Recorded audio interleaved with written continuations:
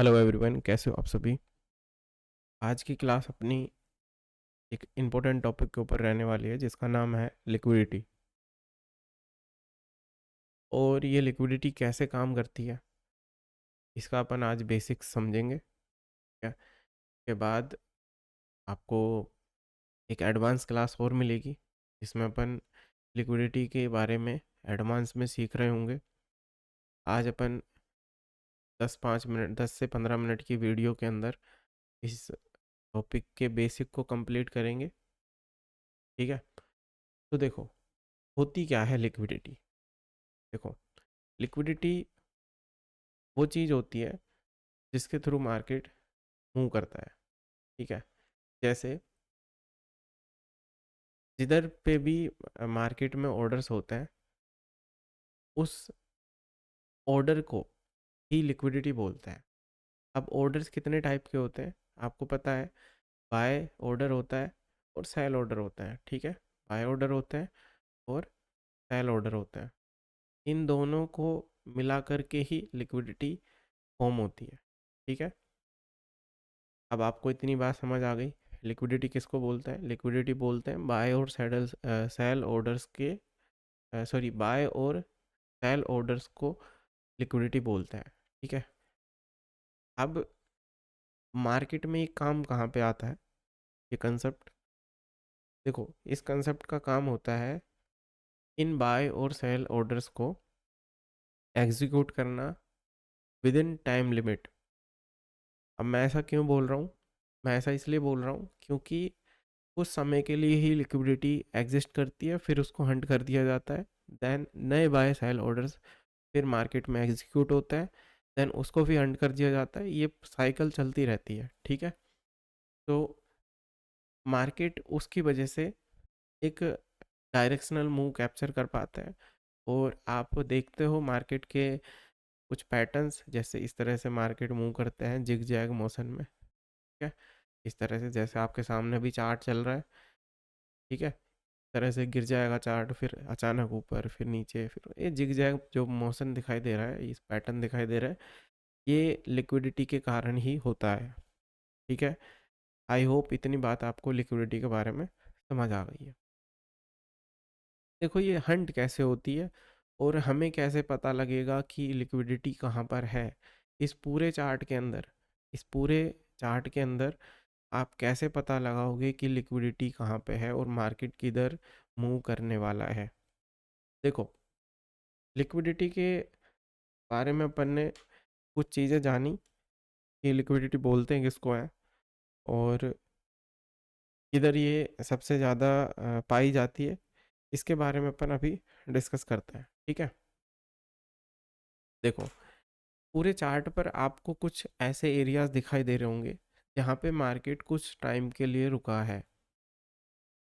अब देखो यहाँ पे अगर थोड़ा सा जूम करके देखा जाए आपको दिखाई देगा। देखो, ये वाला एरिया ले लेते हैं, कहीं पे भी अपन ले सकते हैं, जहाँ पे आपको दिखाई दे वहाँ पे ले सकते हैं। क्योंकि मैंने अभी 4 आवर का चार्ट ओपन किया हुआ है तो यहाँ पे आपको मार्केट दिखाई देगा कि मार्केट यहाँ से गिरा, उसके बाद बहुत सारे टाइम तक 4 घंटे की इतनी सारी कैंडल्स बनी। लगभग आप इन कैंडल्स को अगर देखो तो इस एरिया से बनना चालू हुई हैं और यहाँ तक लगभग आप देखो कि 1 दिन 20 घंटे लगभग आप मान सकते हो कितनी कैंडल्स हो चुकी हैं 4 घंटे की।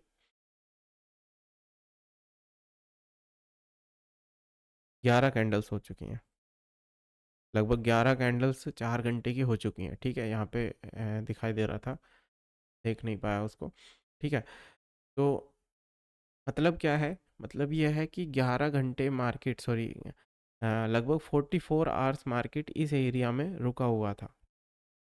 अब जब भी मार्केट्स इस तरह से रुक जाता है, इसको आप अगर थोड़े से छोटे टाइम फ्रेम पे देखोगे ना तो आपको और बढ़िया से समझ आएगा। ठीक है,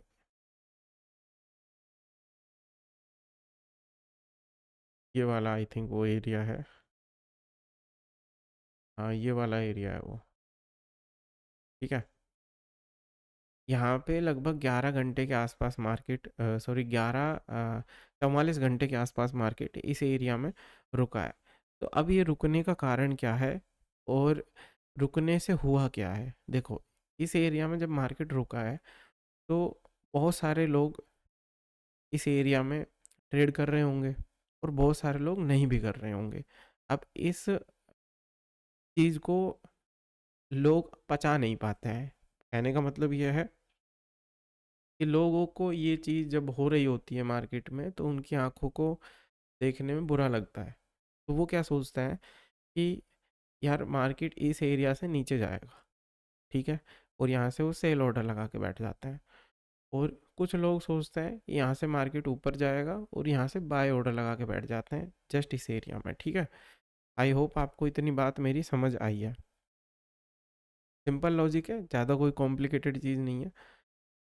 इस एरिया में मार्केट रुका हुआ है और यहाँ पे कुछ लोग आएंगे, बोलेंगे कि यहाँ से मार्केट ऊपर जाएगा, कुछ लोग आएंगे कि मार्केट यहाँ से नीचे जाएगा। ये वो लोग होते हैं जिनके पास पैसा पड़ा है और वो चाहते हैं पैसा तुरंत बना लिया जाए, ठीक है। अब यही लोग अपने स्टॉप लॉसेस, जैसे बाय अगर कोई व्यक्ति सोचेगा तो अपना स्टॉप लॉस लगाएगा कहाँ पे, जस्ट इसके नीचे। यहाँ से अगर वो बाय करने की कोशिश करेगा या फिर इस एरिया में कहीं पे बाय करेगा, क्योंकि वो चाहता है ब्रेकआउट होगा एरिया का, वो चाहता है ब्रेकआउट होगा जस्ट इसके नीचे या इसके नीचे कहीं पे भी वो अपना एसएल लगाएगा और इस मूव को कैप्चर करने की कोशिश करेगा, जैसा कि आपको स्क्रीन पे दिखाई दे रहा है, ठीक है।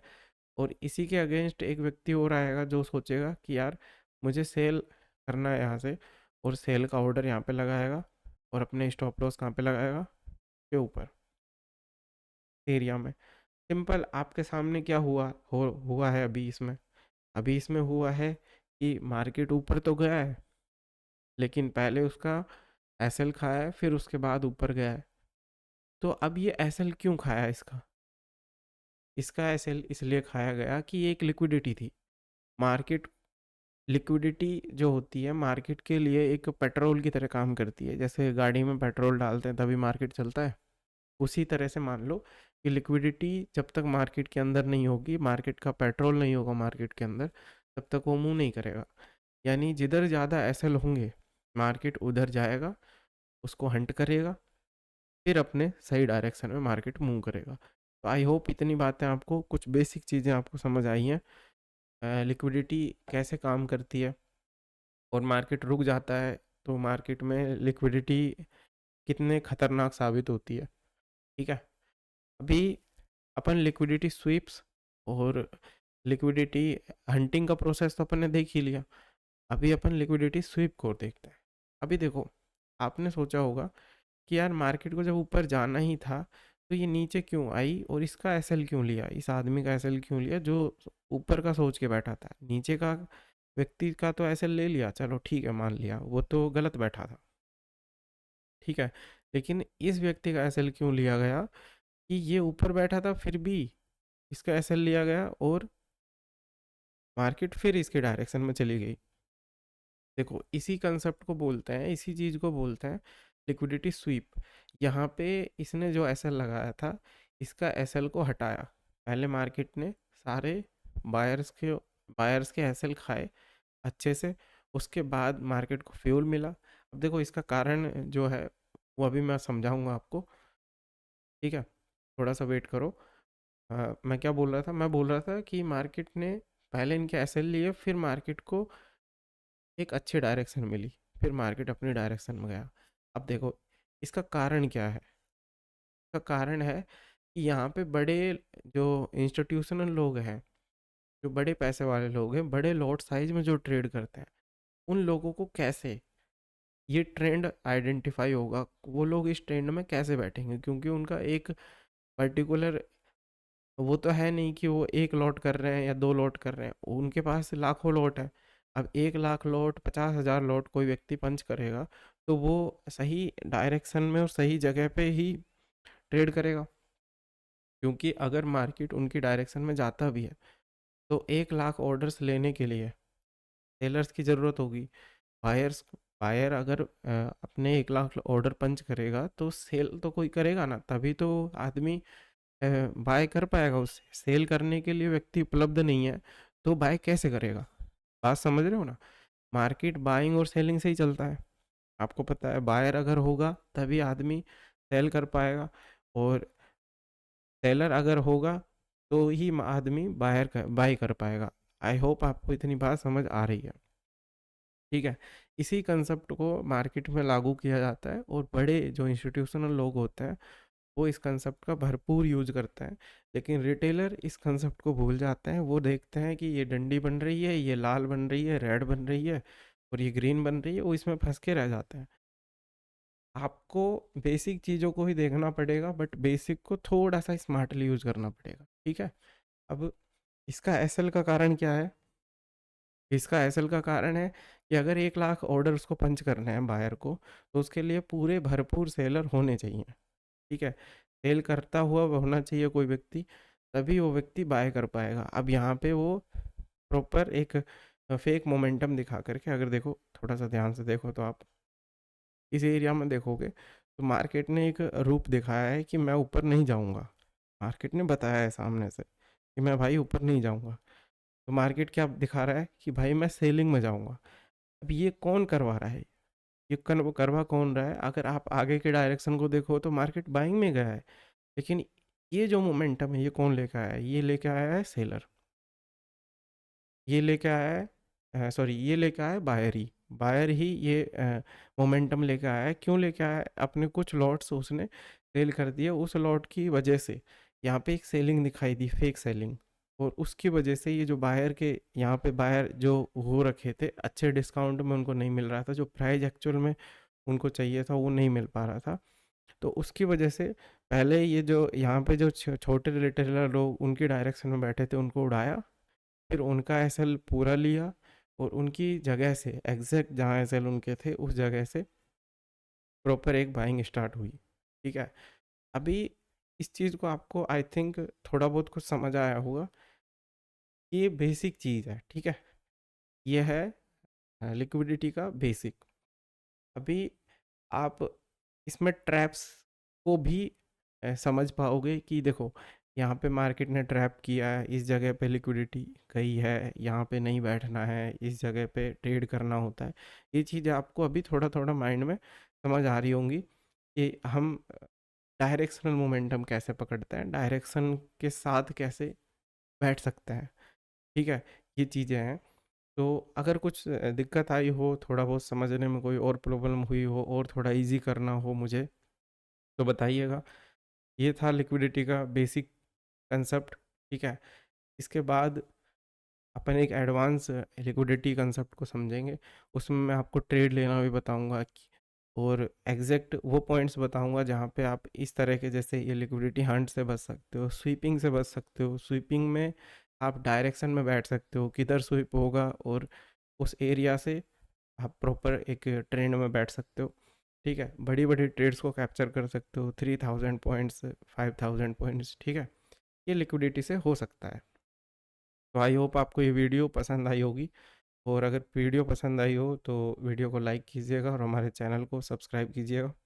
ठीक है, मैं मिलता हूँ आपको कि नेक्स्ट वीडियो में, जो कि होने वाली है एडवांस लिक्विडिटी कंसेप्ट। ठीक है, उसके बाद हम प्रॉपर ये क्लासेस चलती रहेंगी। फिर मैं आपको बहुत सारी चीज़ें बताऊंगा, जैसे फ्रैक्टल्स हो गए, ठीक है, बायस स्ट्रक्चर्स हो गई। ये मार्केट के कुछ कंसेप्ट हैं जो धीरे धीरे अगर आप सीखते रहोगे तो आपका बेस तैयार हो जाएगा, और बेस तैयार होने के बाद कुछ स्ट्रेटजीज के साथ ही आप ट्रेड कर पाओगे। दैट्स ऑल, यही होता है और कुछ नहीं होता है मार्केट के अंदर। ठीक है, ज़्यादा चीज़ों में मत फंसो, कम चीज़ों को ही करोगे तो आप इससे पैसा निकाल लोगे। देखो, ज़्यादा पैसे के लालच में आप कम पैसे को भी छोड़ देते हो। तो पहले कम को पकड़ना सीखो, फिर धीरे धीरे स्केल करो। यही होता है एक ग्रोइंग स्टेज। ठीक है, तो चलिए दोस्तों, मिलते हैं इसकी नेक्स्ट वीडियो में। Thank you.